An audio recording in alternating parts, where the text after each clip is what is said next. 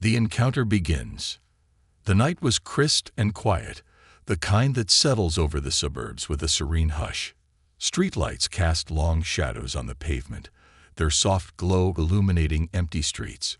Preston Avenue, a familiar route for many, was particularly still.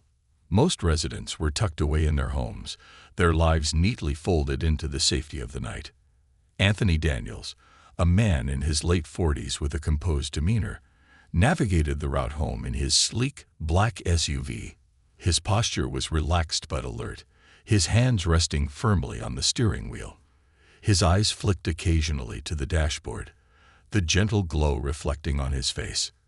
Tonight had been another long day at work, and he was eager to return home. Little did he know, a lesson in assumptions and accountability was waiting just around the corner.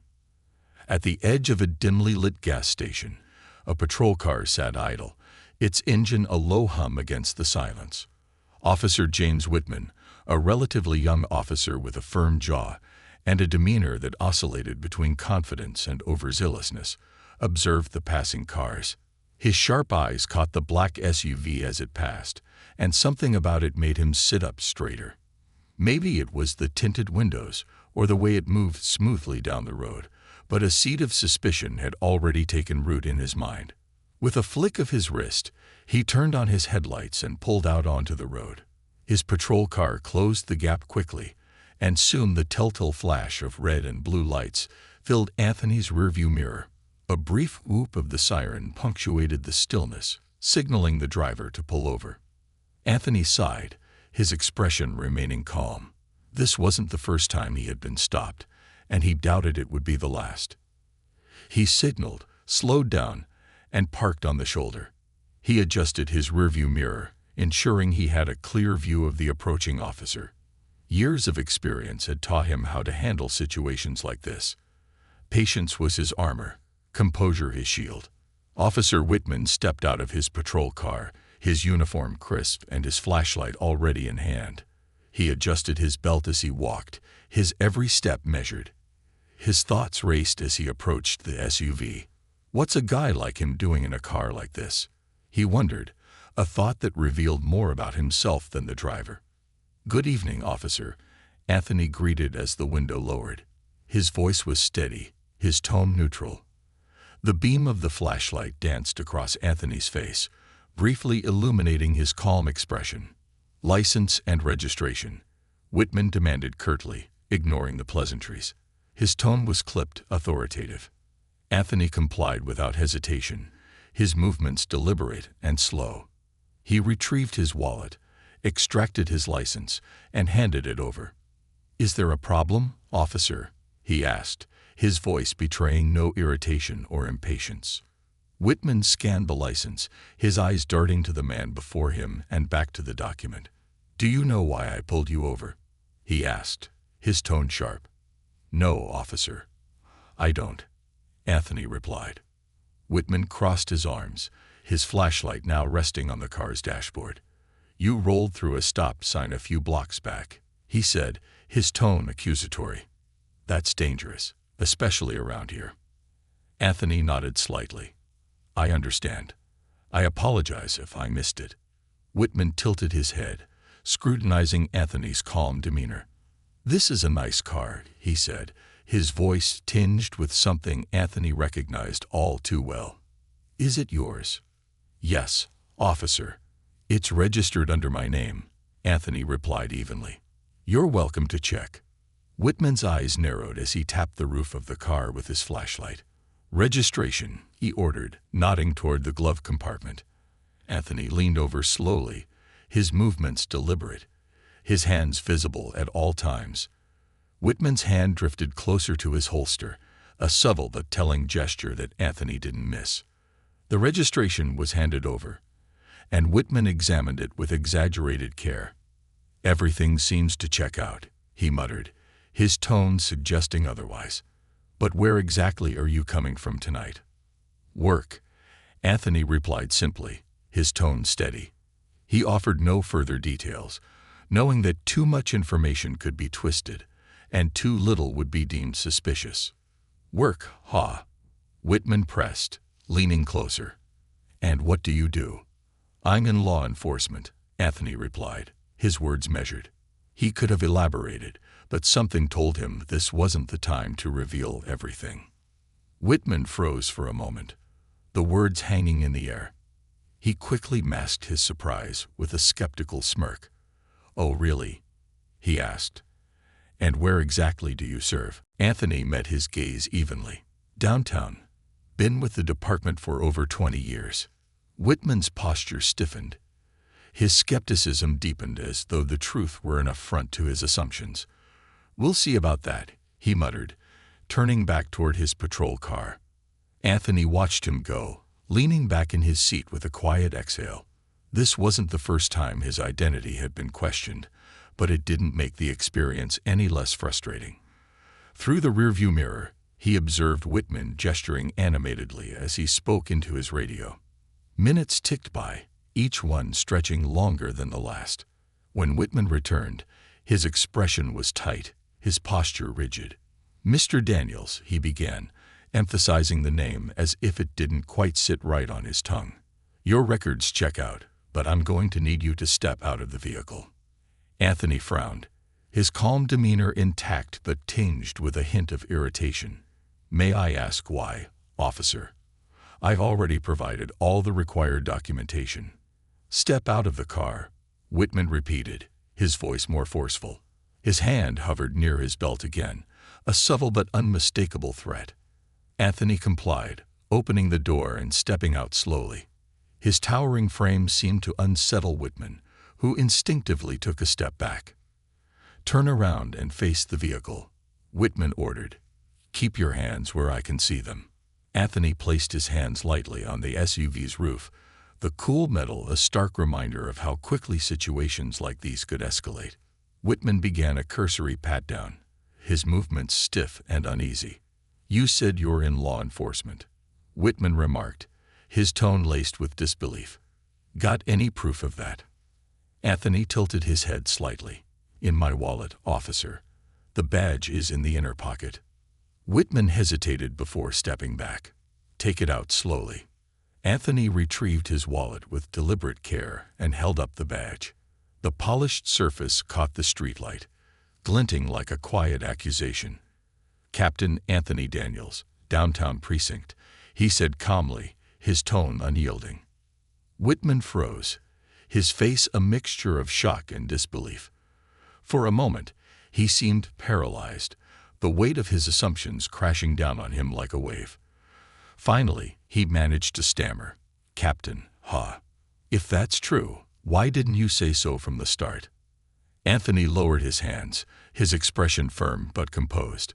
"Because I shouldn't have to," he replied evenly. "Respect shouldn't depend on my rank." Whitman's face flushed, his earlier confidence replaced by discomfort. The truth was undeniable, and the implications were damning. As the night deepened, both men stood at a crossroads, their encounter poised to challenge more than just the events of the moment. It would force them to confront the biases and assumptions that lingered beneath the surface. The weight of assumptions. Officer James Whitman stood beside his patrol car, his heart pounding in his chest. The name Captain Anthony Daniels echoed in his mind like a drumbeat, each syllable reverberating with a weight he hadn't anticipated. His earlier confidence had withered, replaced by a creeping sense of unease. This wasn't just any driver. This was his superior, the man whose name appeared on department memos and commendations, the man whose presence commanded respect in precinct meetings. Yet here he was, standing exposed, grappling with the consequences of his own assumptions. Whitman turned back to the patrol car, his hands trembling slightly as he fumbled with the radio. He didn't know what he hoped to find by running the plates and license again. Everything had already checked out. But now, the action felt like a crutch, a way to delay facing the truth that loomed over him like a shadow. Anthony Daniels watched from a few feet away, his arms crossed and his expression unreadable. His towering frame and calm demeanor exuded authority, but there was something else in his gaze. Disappointment. That look stung more than any reprimand Whitman could imagine. This wasn't just about the badge. It was about a deeper failure, one that cut to the core of what it meant to serve and protect. The ripple of bias. Anthony leaned against his SUV, letting the silence stretch. He had no intention of letting Whitman off the hook easily. The officer's earlier actions, hovering near his holster, the skepticism laced through his tone, the unnecessary pat-down, were all too familiar. They weren't new to Anthony, nor were they unique to this officer. They were symptoms of a larger disease, one that plagued not just their department but law enforcement as a whole. And now, Anthony found himself standing in the middle of a microcosm of that problem. He took a deep breath, letting the cool night air fill his lungs. This wasn't about anger or ego. It was about principles, about confronting a culture that allowed assumptions to dictate behavior. And while it would have been easy to pull rank and end the encounter, Anthony knew that doing so would miss the point. This was bigger than either of them. Whitman finally emerged from the patrol car, his face pale and his expression tight. The earlier bravado had vanished, replaced by an awkward stiffness. He approached Anthony slowly, the flashlight in his hand no longer a weapon of authority, but a mere tool he didn't seem to know what to do with. "Captain Daniels," Whitman began, his voice faltering. I double-checked everything. It's all clear." Anthony raised an eyebrow, his stance unwavering. "I would hope so," he replied evenly. His calm tone carried an edge, slicing through Whitman's shaky confidence. I didn't know," Whitman stammered, gesturing vaguely toward Anthony's SUV. I didn't realize it was you." Anthony's eyes narrowed, his expression sharpening. "And if I wasn't?" he asked pointedly. "If I were just another man driving home after a long day, how would this have ended? Would you still be standing here trying to explain yourself?" Whitman flinched at the question, his mouth opening and closing like a fish out of water. He had no answer, and they both knew it. A lesson in reflection. Anthony stepped forward, his presence commanding but not threatening. "Whitman," he began, his voice calm but firm, "do you understand what just happened here?" The officer shifted uncomfortably, his hands gripping his flashlight like a lifeline. "I was just doing my job," he mumbled defensively, though his tone lacked conviction. "You rolled through a stop sign." "Let's stop right there," Anthony interrupted, holding up a hand. "You say you were doing your job. Fine. Let's unpack that. Did you stop me because I ran a stop sign, or because you saw a black man in an SUV and made assumptions?" Whitman's face flushed, and he looked down at his boots. "That's not fair," he muttered, but the words sounded weak even to his own ears. "Isn't it?" Anthony pressed, his voice gaining an edge.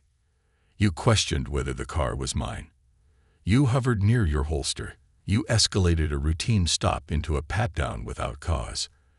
And then, when I told you I was in law enforcement, you doubled down instead of pausing to think. Tell me, Officer Whitman, what part of that was you just doing your job?" Whitman's shoulders slumped, the weight of Anthony's words pressing down on him. He wanted to argue, to defend himself, but the truth was undeniable. Everything Anthony described had happened, and now, faced with the reality of his actions, Whitman felt exposed in a way he never had before. An opportunity for growth. Anthony stepped back, giving Whitman a moment to collect himself.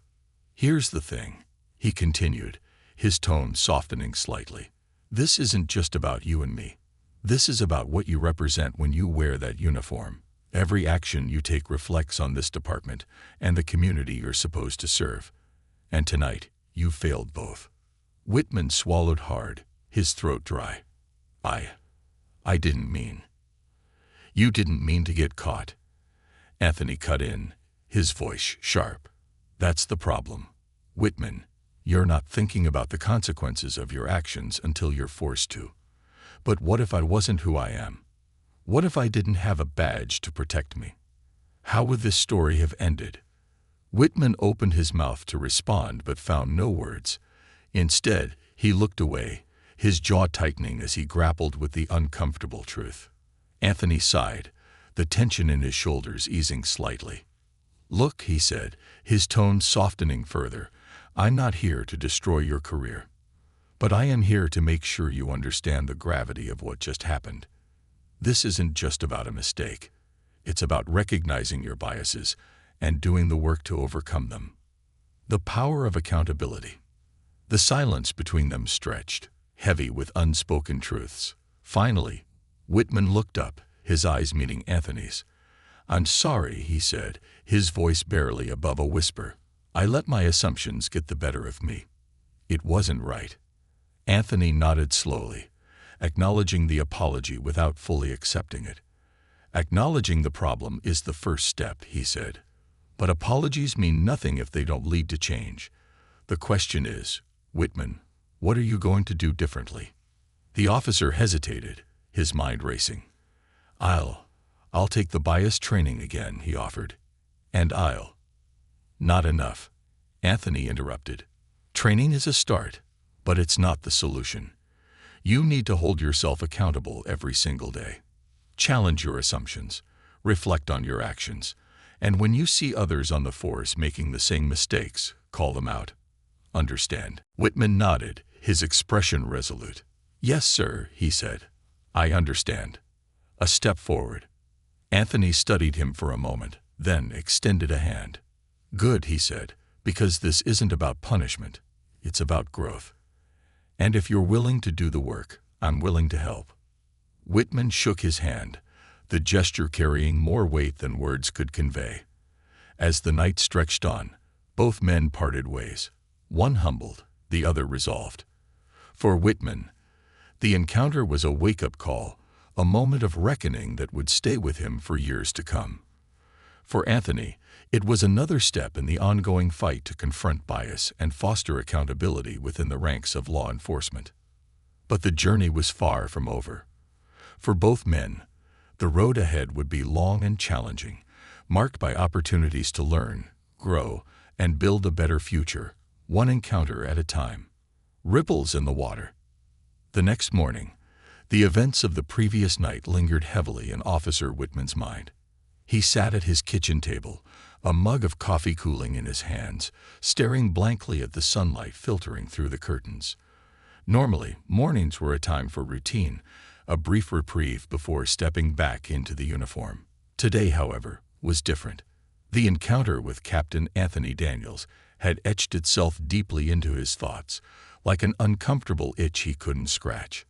His wife, Claire, entered the room, her presence a comforting contrast to his restless mind. She took one look at him and immediately sensed something was off. "James," she said softly, setting a plate of toast on the table. "You've been quiet since you got home. What's going on?" Whitman hesitated, his grip tightening on the mug. I pulled over my captain last night," he said finally, his voice barely above a whisper. Claire raised an eyebrow, setting her own mug down. "Your captain, Anthony Daniels." Whitman nodded, his face reddening. "Yeah. And I didn't know it was him at first. I didn't handle it well." Claire's expression softened as she sat across from him. "What happened?" Whitman exhaled deeply, recounting the events of the traffic stop.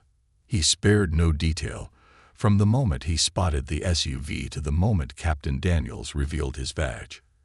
As he spoke, his voice wavered, the weight of his actions becoming more apparent with each word. When he finished, Claire leaned back in her chair, her gaze thoughtful. "You let your assumptions guide you," she said, her tone matter-of-fact. "I know," Whitman replied, his voice laced with frustration. "And I've been thinking about it all night. I screwed up."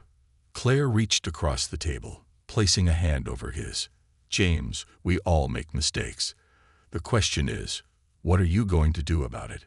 Her words echoed Anthony's, and Whitman nodded slowly. "I don't know," he admitted, "but I need to figure it out. A captain's morning." At the same time, Anthony Daniels was starting his own day. The sun had barely risen when he arrived at the downtown precinct.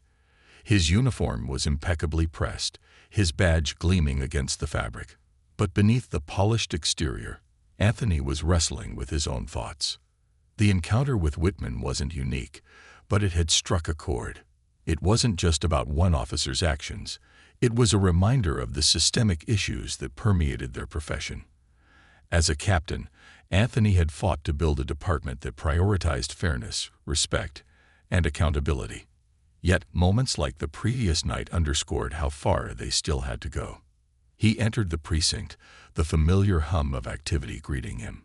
Officers moved about with purpose, their conversations blending into a steady murmur. Anthony nodded at a few colleagues as he made his way to his office. Once inside, he closed the door and leaned against it, exhaling deeply. His phone buzzed on his desk, breaking his thoughts. Picking it up, he saw Chief Harris's name on the screen. "Morning, Chief," Anthony greeted, his voice steady. "Daniels," the chief replied, his tone brisk. "I heard about last night. Whitman called me early this morning." Anthony raised an eyebrow, surprised. "He called you?" "Yes," Harris confirmed. "Said he needed to own up to his actions. Told me everything that happened." Anthony nodded slowly, a flicker of hope sparking within him. "That's a start." "It is," Harris agreed. "But he's not the only one who needs to reflect. I want you to address this at the department meeting today. Let's make this a teachable moment for everyone." "Understood," Anthony replied, already formulating what he would say. The department meeting.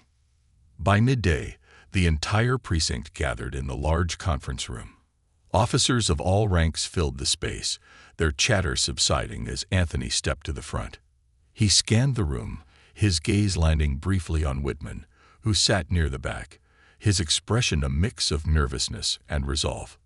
"Good afternoon," Anthony began, his voice carrying the weight of authority.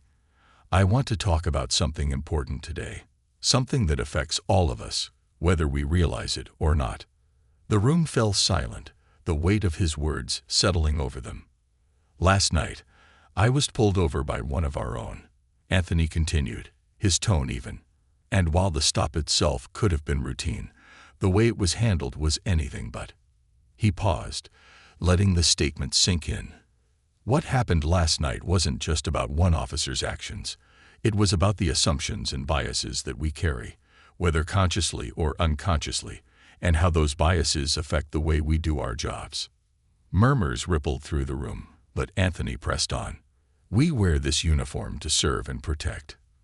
But what happens when our actions, intentional or not, betray that trust? What happens when the people we're supposed to serve don't feel protected, but instead feel targeted?" He glanced at Whitman, their eyes meeting briefly. "It's not enough to say we're doing our jobs. We have to ask ourselves, are we doing them fairly? Are we treating every citizen with the respect and dignity they deserve? Or are we letting our assumptions dictate our actions?" The room was silent now, the officers hanging on his every word. "Bias isn't always loud and obvious," Anthony continued. "Sometimes it's a whisper, a split-second decision, a subtle shift in tone. But those small moments add up, and they have consequences that can erode the trust we've worked so hard to build." He paused, his gaze sweeping across the room. "It's not easy to confront our own biases. It's uncomfortable, but it's necessary. Because if we're not willing to hold ourselves accountable, how can we expect the community to trust us?" Anthony let the question hang in the air before concluding. "This isn't just about individual actions. It's about creating a culture where fairness, respect, and accountability are non-negotiable. And that starts with us, each and every one of us." As he stepped back, the room erupted into applause. Not the polite kind, but the kind that carried genuine respect and agreement. Whitman was the first to stand, his expression resolute. He knew his journey wasn't over, but this was a step, a meaningful one. Reflections and resolve. Later that day, Whitman approached Anthony in his office. He stood in the doorway, hesitant but determined. "Captain," he began, "thank you for what you said today, and for giving me the chance to make this right." Anthony looked up, his expression thoughtful. "Whitman, it's not about me giving you a chance. It's about you taking the responsibility to grow. What happens next is up to you. Whitman nodded, understanding the gravity of those words. "I won't let you down." As Whitman left, Anthony leaned back in his chair, a small smile playing on his lips. Change wasn't easy, but it was possible. And today, they had taken a step toward building a better department, one that didn't just serve the community but truly respected it. The ripples had started, and Anthony was determined to see them grow into waves. The ripple becomes a wave. The next few days passed in a blur for both Captain Anthony Daniels and Officer James Whitman. The precinct was abuzz with quiet conversations about the meeting Anthony had led, the weight of his words leaving a lasting impact. Officers exchanged glances, some reflecting on their own actions, others grappling with the realization that their department wasn't immune to the biases they'd long dismissed as somewhere else's problem. For Anthony, the meeting was just the beginning. He had promised himself that the events of that night would spark change, not just in Whitman, but in the entire precinct. And for that to happen, he needed to take the conversation beyond a single meeting. The ripples were already spreading, but it was time to amplify them into waves. The plan for change. Sitting in his office, Anthony studied the department's training materials spread out before him. Bias training was there, of course, but it felt like an afterthought. A box to check rather than a meaningful exercise. He frowned, his mind working to piece together a more effective approach. This wasn't just about adding another training session. It was about fostering a culture shift. He picked up the phone and dialed a number he hadn't called in years. "Dr. Rachel Keller," came the voice on the other end, warm and professional. "Rachel, it's Anthony Daniels," he said, leaning back in his chair. "We worked together on that community policing initiative 5 years ago." "Anthony, it's been too long," she replied, genuine excitement in her voice. "What can I do for you?" Anthony explained the situation, recounting the events of that night and the broader issues they revealed. Rachel listened intently, asking pointed questions along the way. By the end of the conversation, they had outlined a plan to overhaul the department's approach to training and accountability. "I'll send over some materials tonight," Rachel promised. "But Anthony, remember, training is just one piece of the puzzle. Real change happens in the day-to-day interactions, the small moments where culture is reinforced or challenged." "I know," Anthony replied. "That's why this has to be more than just a program. It has to be a movement." Whitman's journey. Meanwhile, James Whitman was navigating his own path toward redemption. The encounter with Anthony had shaken him to his core, forcing him to confront parts of himself he had long ignored. The words "respect shouldn't depend on my rank" replayed in his mind like a mantra, challenging him to think about his actions not just as an officer, but as a person. Whitman started small. He made a point to greet every citizen he encountered with genuine kindness, regardless of their appearance or demeanor. He stopped making assumptions based on first impressions, instead letting actions and words guide his judgment. At first, it felt unnatural, like trying to undo years of ingrained habits, but slowly it became easier. One afternoon, Whitman found himself patrolling the same stretch of road where he had pulled over Anthony. He spotted an older woman walking along the shoulder, struggling to carry several grocery bags. Without hesitation, he pulled over, rolled down his window, and called out, "Ma'am, can I help you with those?" The woman hesitated, eyeing him warily. "You sure?" she asked, her voice cautious. "Yes, Mom," he replied, stepping out of the car. "Let me give you a hand." As he carried her bags to her home a few blocks away, they chatted about the neighborhood, her grandchildren, and the weather. By the time they reached her porch, her initial apprehension had melted into gratitude. "Thank you, officer," she said, smiling warmly. "You're a good man." Whitman nodded, the simple act of kindness leaving a deeper mark on him than he expected.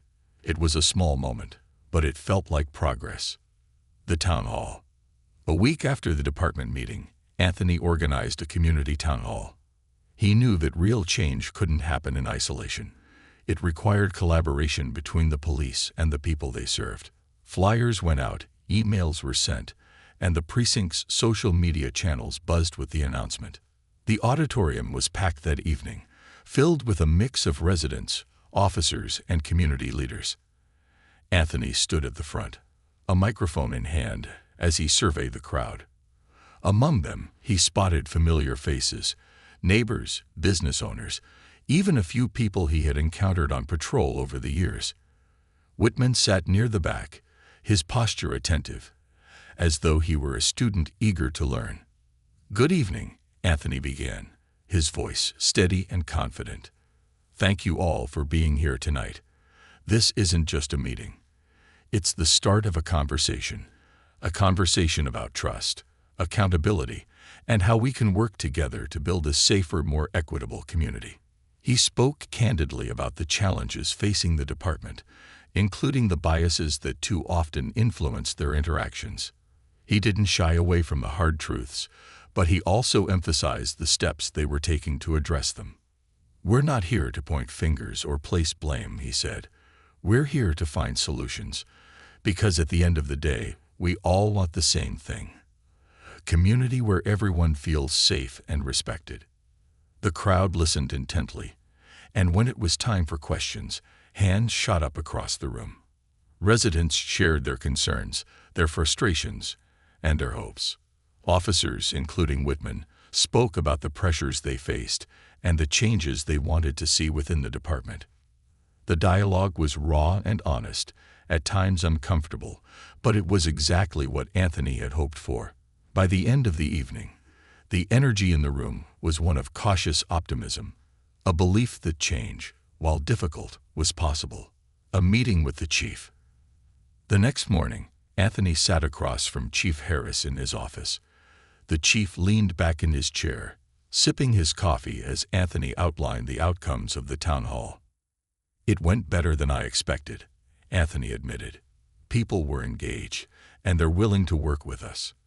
But they made it clear that they expect results, not just promises." Harris nodded, his expression thoughtful. "And what do you need from me to make that happen?" "Support," Anthony replied without hesitation. "We need to implement real changes, starting with mandatory ongoing bias training. But more than that, we need to create a culture of accountability, one where officers feel empowered to challenge each other when they see something wrong." The chief set down his coffee, his gaze steady. "You've got it," he said. "Whatever you need, you have my full backing." Anthony smiled, a rare moment of relief washing over him. For the first time in a long time, it felt like the tides were shifting. A glimmer of hope. As the days turned into weeks, the changes Anthony and the department implemented began to take root.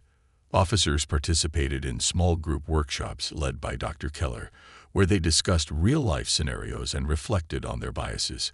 Community members were invited to share their experiences with the department, fostering a deeper understanding on both sides.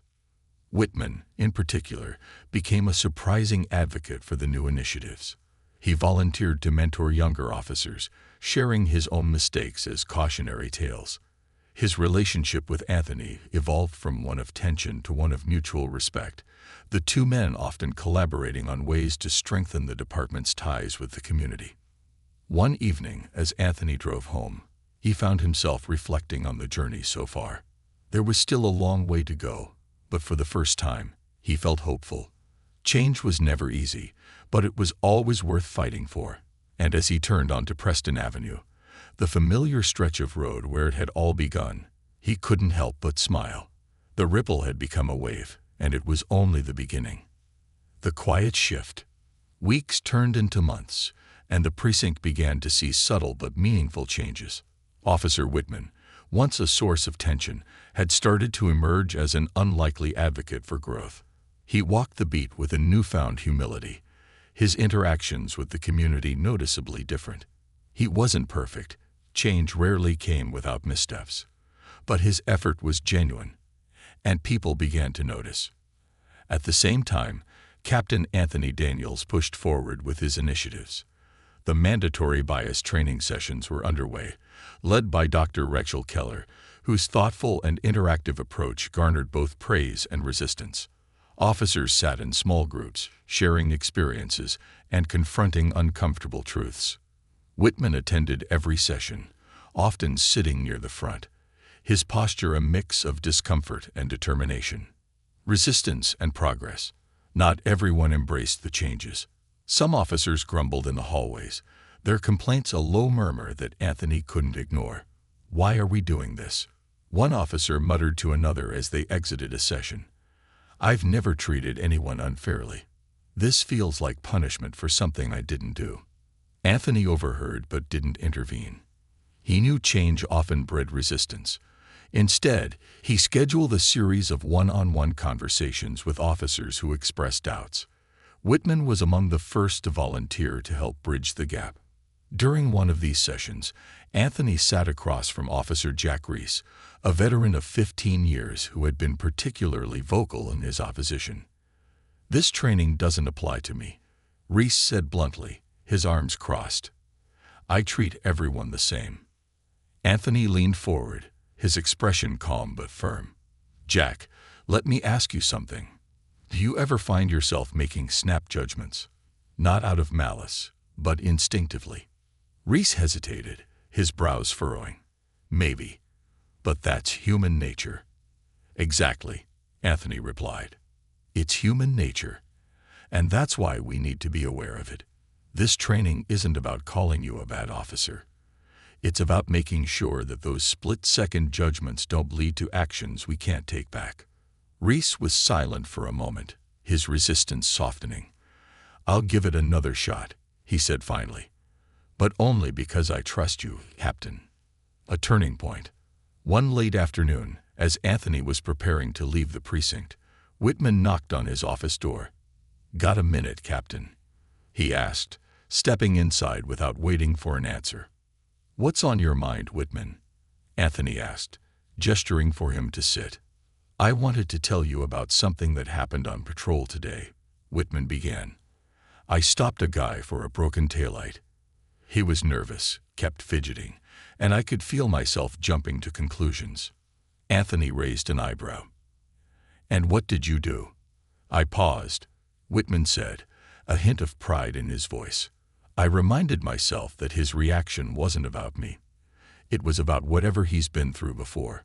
So I kept it calm, asked him about the light, and let him go with a warning." Anthony nodded, a small smile playing on his lips. "That's progress, Whitman." "I wouldn't have handled it that way a few months ago," Whitman admitted. "I would have escalated it without even realizing it." The two men sat in silence for a moment, the weight of the conversation settling between them. Building bridges. The community also began to notice the changes. The precinct hosted a series of Coffee with a Cop events where residents could meet officers in informal settings. These gatherings were meant to break down barriers, allowing both sides to see each other as people rather than adversaries. At one event, Whitman found himself sitting across from a young man named Malik, who had grown up in the neighborhood. Malik was wary, his arms crossed and his eyes sharp. "You're one of the cops that's been stopping people for no reason," he said bluntly. Whitman didn't flinch. "I used to be," he admitted, "and I'm sorry for that." Malik's eyes widened slightly, not expecting the honesty. "What's different now?" "I'm learning to do better," Whitman replied. "I know I can't undo the past, but I can work to rebuild trust. And that starts with conversations like this." The two talked for over an hour, their initial tension giving way to understanding. By the end of the event, Malik shook Whitman's hand, a small but meaningful gesture. The peer mentorship program. Recognizing the value of personal accountability, Anthony proposed a peer mentorship program, pairing experienced officers with newer recruits. Whitman was one of the first to volunteer as a mentor, a role that surprised many but felt natural to him.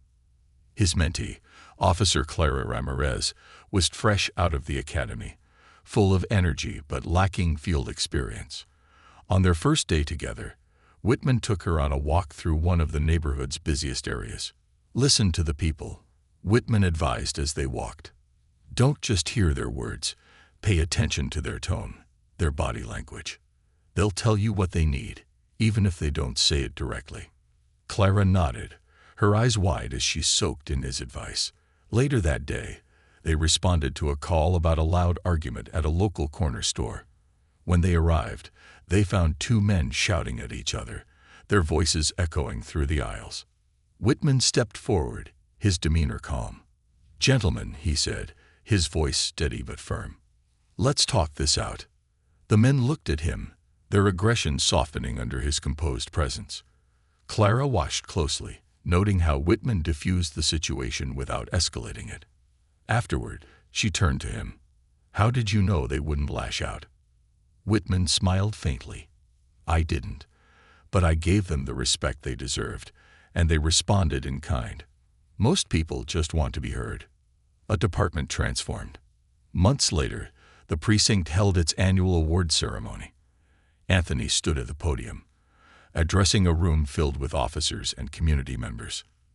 "This year has been one of growth," he began. "We've faced challenges, but we've also made progress.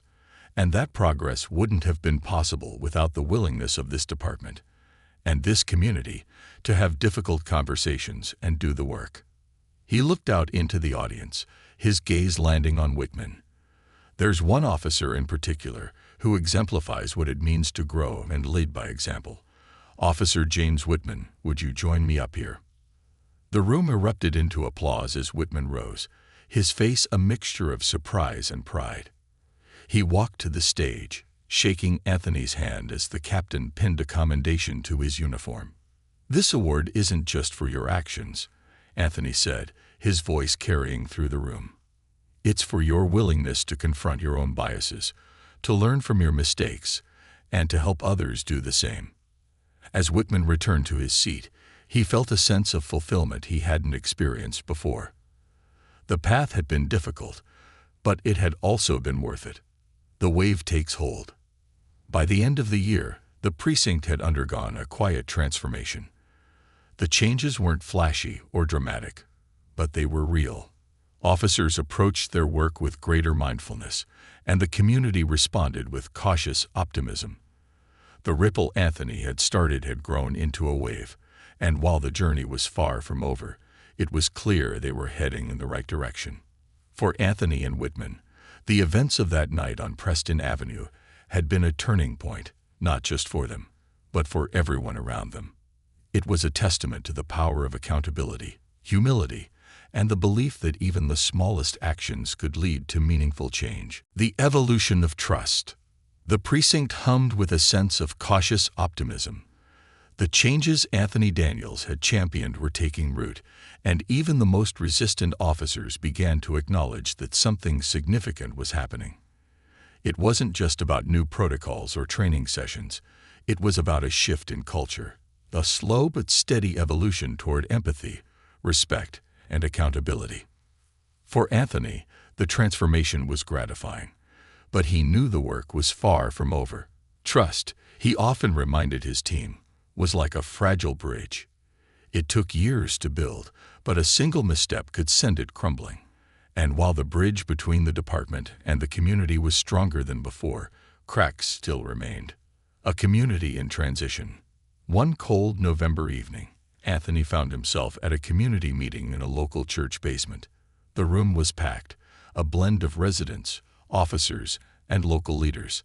The topic of discussion was one that had long plagued the community: lingering distrust between citizens and law enforcement.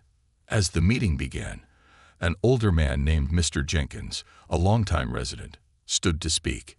His voice was steady but tinged with emotion. "I've lived in this neighborhood for 40 years, he said, "and for most of that time, the police have been more a source of fear than protection. I hear what you're saying about change, Captain Daniels, but how do we know this isn't just talk?" The room fell silent, all eyes on Anthony. He stood, his tall frame commanding attention, but his tone was humble. "Mr. Jenkins," he began, "I can't ask you to trust us overnight. Trust isn't something I can demand. It's something we have to earn. And I know we have a long way to go." He paused, letting the weight of his words sink in. "But what I can promise is this: we're not here to make excuses. We're here to listen, to learn, and to do better. And that starts with conversations like this. Another resident, a young mother named Hasha, raised her hand. It's not just about listening, she said, her voice firm. It's about action. We need to see that when officers mess up, they're held accountable. That's the only way we'll believe things are changing. Anthony nodded. You're absolutely right, Tasha. Accountability is non-negotiable. And I want you all to know that we've implemented new policies to ensure that every officer is held to the highest standard. But more importantly, I want you to hold us accountable. If something isn't right, speak up. Let us know. The discussion continued late into the evening, the air charged with a mix of skepticism and hope. By the time the meeting ended, Anthony felt a renewed sense of purpose. Change was happening, but it needed to be sustained through action, transparency, and relentless effort. Whitman's new role. Meanwhile, Officer Whitman had become a quiet but steady force for change within the precinct. His journey from skepticism to advocacy had inspired others, and his new role as a mentor gave him a platform to share his lessons.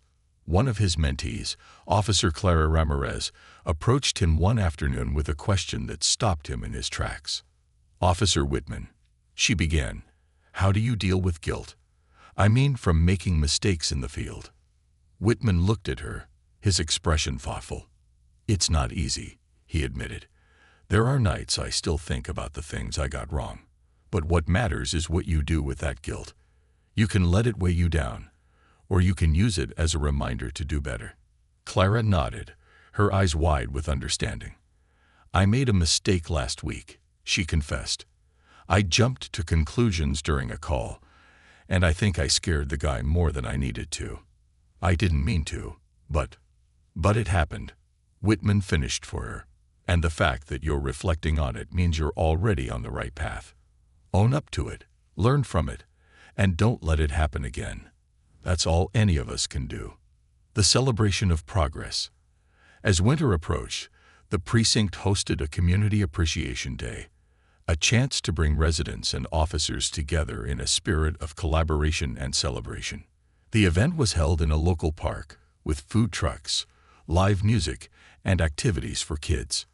Anthony walked through the crowd, stopping to chat with residents and officers alike.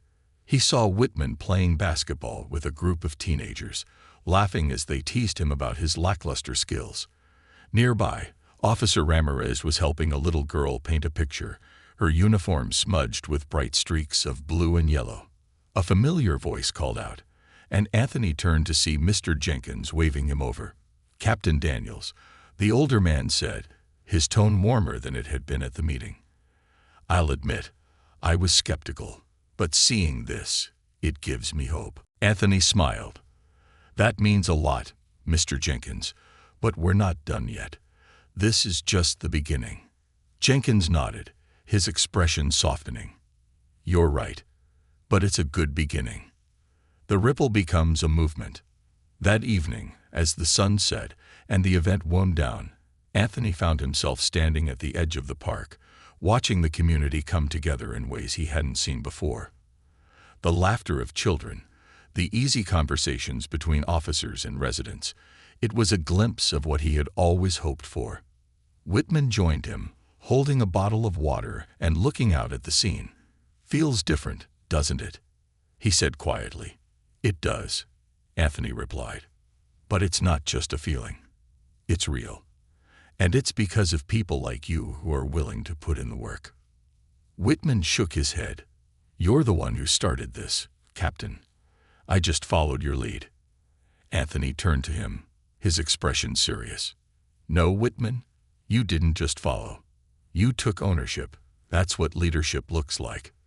The two men stood in silence for a moment, the weight of their shared journey settling over them. They knew the road ahead would still be challenging, but for the first time, they felt prepared to face it. A legacy of change. By the time spring arrived, the precinct had become a model for other departments in the region. Dr. Keller's training program was adopted statewide, and community police relations had improved significantly. Anthony continued to push for progress, never settling for complacency. Whitman, now a sergeant, led by example, mentoring new recruits and fostering a culture of accountability. One afternoon, Anthony received a letter from a young man named Malik, the same Malik who had once been wary of Whitman. The letter was short but powerful. Captain Daniels, thank you for showing us what real leadership looks like. Because of you, I see the police as people who can help, not hurt. And because of Sergeant Whitman, I believe people can change. Keep up the good work. Sincerely, Malik. As Anthony folded the letter and placed it in his desk drawer, he smiled. The work was far from over, but they had built something lasting. A foundation of trust, respect, and hope. And that, he knew, was a legacy worth fighting for.